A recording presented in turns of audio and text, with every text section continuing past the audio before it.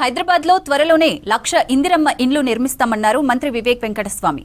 రాష్ట్రంలో ఇప్పటికే 2 లక్షల ఇండ్లు పూర్తి అయ్యాయని చెప్పారు. సంగారెడ్డి జిల్లా అమీన్పూర్లోని బీరంగూడలో పలు అభివృద్ధి పనులకు శంకుస్థాపనలు చేశారు. గత 10 ఏళ్లలో బీఆర్ఎస్ సర్కార్ ఒక్క రేషన్ కార్డు ఇవ్వలేదన్నారు వివేక్. కార్యక్రమంలో స్థానిక ప్రజా ప్రతినిధులు పాల్గొన్నారు. ఇక్కడ అమీన్పూర్ ఇది జిహెచ్ఎంసీలో మర్జ్ కావడం జరిగింది.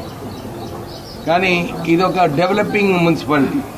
దీనిలో చాలా పనులు చేసే అవసరం ఉంది.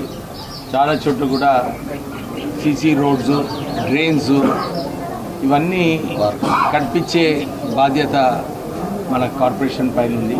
జూబ్లీ హిల్స్లో బైపోల్స్ ఉన్నప్పుడు అక్కడ అందరూ కూడా మంచిగా పనిచేసి అక్కడ అభివృద్ధి కార్యక్రమాలన్నీ కూడా తీసుకోవడం జరిగింది. ఇక్కడ అమీన్పూర్లో కూడా నేను జోనల్ కమిషనర్ గారికి చెప్తున్నాను, ఆదేశాలు ఇస్తున్నాను.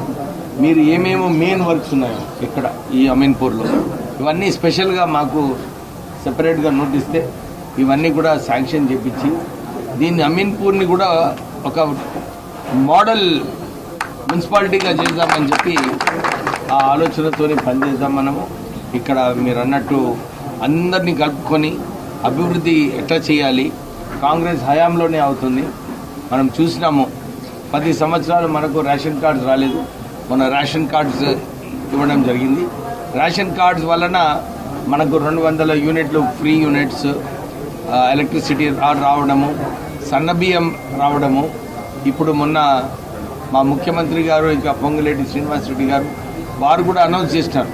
ఇక్కడ అర్బన్ ఏరియాస్లో ఇందిరమ్మ ఎల్ఐజీ అపార్ట్మెంట్స్ కట్టిస్తామని చెప్పి వారు 1,00,000 అపార్ట్మెంట్స్ కోసము మాట ఇవ్వడం జరిగింది. రాష్ట్ర వ్యాప్తంగా ఏదైతే ఇందిరమ్మ ఇల్లులు కార్యక్రమం రాష్ట్ర ప్రభుత్వం తీసుకుందో కాంగ్రెస్ ప్రభుత్వము, దీంట్లో సుమారు 2 లక్షల ఇల్లు ఆల్రెడీ పూర్తి కావడం జరిగింది. ఇంకా వచ్చే రోజులలో ఇంకెక్కువ ఇందిరమ్మ ఇల్లులు పూర్తి చేసే అవకాశం ఉంది. దీంతో పాటు మన ఈ మున్సిపాలిటీస్లో ఈ ఇందిరమ్మ అపార్ట్మెంట్స్ ఫ్లాట్స్ ఏదైతే అనౌన్స్ చేసినారో ఇవి కూడా తొందరగా కట్టించి మన ప్రజలు ఇక్కడ, ఎందుకంటే చాలామంది సెటిలర్స్ బయట నుంచి వచ్చిన వాళ్ళు ఇక్కడ ఈ ప్రాంత ప్రజలు ఈ ప్రాంతంలో ఉన్నారు.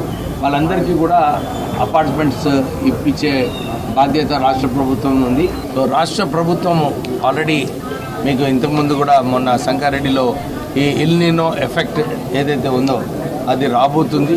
మనము మంచినీటి కరువు ఉండే రోజులు ఉన్నాయి. దాంట్లో ఇంకెక్కువ చొరవ తీసుకునే అవసరం ఉంది. సో జోనల్ కమిషనర్ గారికి ఇదే ఆదేశాలు ఇస్తున్నాము. మనము ఈ 3 నెలలే కాదు, నెక్స్ట్ జూన్ వరకు ఏదైతే ఇక్కడ డ్రింకింగ్ వాటర్ సమస్య ఉంటుందో ఆ సమస్య గురించి మీరు కాంక్రీట్ ప్రపోజల్స్ ప్రిపేర్ చేయండి.